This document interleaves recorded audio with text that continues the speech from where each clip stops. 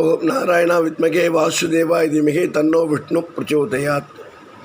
நர நாராயணர்களின் மகிமை. தவத்தின் மகிமையை உலகுக்கு எடுத்துக்காட்ட மகாவிஷ்ணு எடுத்த இரட்டை அவதாரமே நர நாராயணர்கள். கடவுள் மனிதனாகவும் மனிதன் கடவுளாகவும் ஆக முடியும் என்ற தத்துவத்தை விளக்கும் புராணக் கதை. மகாவிஷ்ணுக்கு பல்வேறு திருநாமங்கள் உண்டு. அவற்றில் முக்கியமான 245வது நாமம் நாராயண என்று விஷ்ணு சஹஸ்ரநாமம் கூறுகிறது.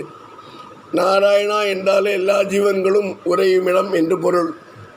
சிவன் நாராயணனிடமிருந்து தான் சப்தர்ஷிகளும் தேவர்களும் பஞ்சபூதங்களும் அனைத்து ஜீவராசிகளும் தோன்றியுள்ளன என்று விஷ்ணு புராணம் கூறுகிறது.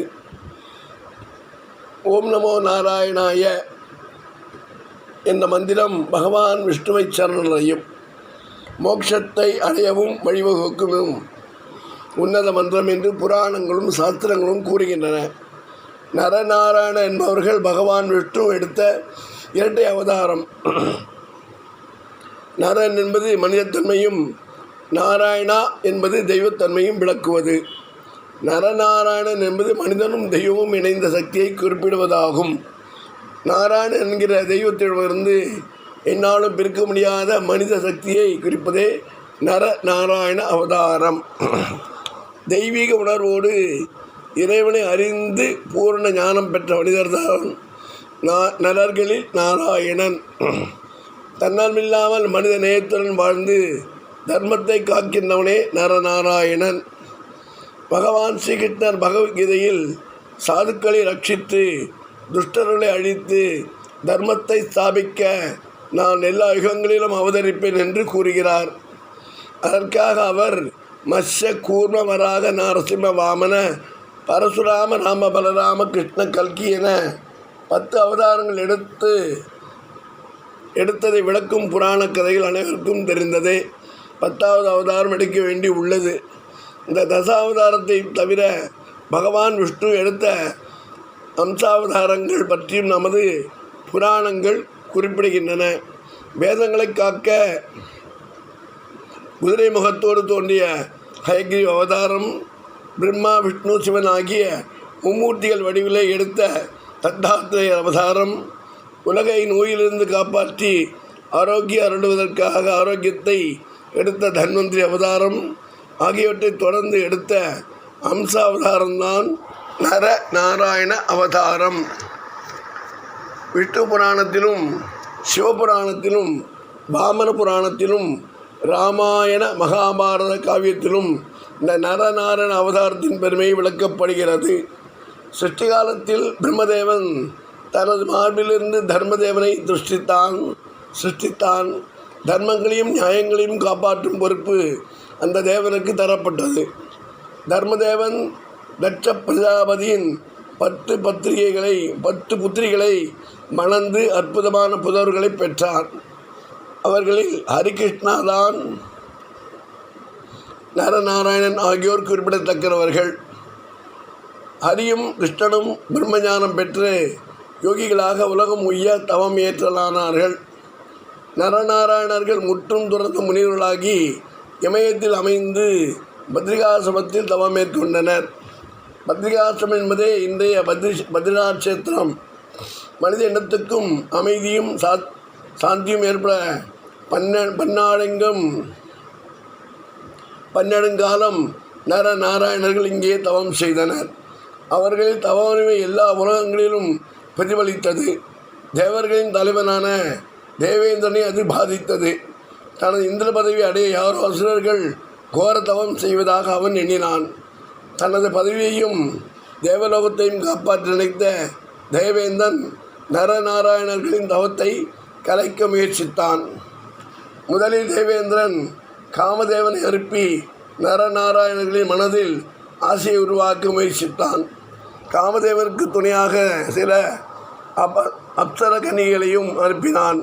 ஆனால் நரநாராயணர்களை எந்த விதத்திலும் அவர்களால் அணுக முடியவில்லை. ஒரு குறிப்பிட்ட தருணத்தில் தவத்திலிருந்த நரநாராயணர் தனது தொடையை கையால் ஓங்கி அடித்தார். அதிலிருந்து சௌந்தரியமும் தேஜஸ்மிக்க ஒரு அப்சரப்பெண் தேவதை தோன்றினாள். அவளது அழகிய தோற்றத்தைக் கண்டு இந்திரனும் காமனும் மற்ற தேவதேவியர்களும் திகைத்து நின்றனர். துடையிலிருந்து தோன்றிய அந்த தேவதைக்கு ஊர்வசி என்ற பெயரிட்டு அழைத்தனர் நரநாராயணர். ஊர் என்றால் துடை என்று பொருள். தங்கள் தவத்தின் நோக்கத்தை நரநாராயணர்கள் தேவேந்திரனும் எடுத்து கூற அவன் தன் தவறுக்கு வருந்தி அவர்களின் ஆசி கூறினார். அப்போது கலைத்திறமை அனைத்தும் கொண்ட ஊர்வசியை தேவேந்திரனிடம் ஒப்படைத்தார் நரநாராயணன். அவர்கள் தேவலோகத்தில் இசை நடன கலைஞராகி தேவர்களுக்கு சேவை செய்யும் ஆரம்பித்தார்கள்.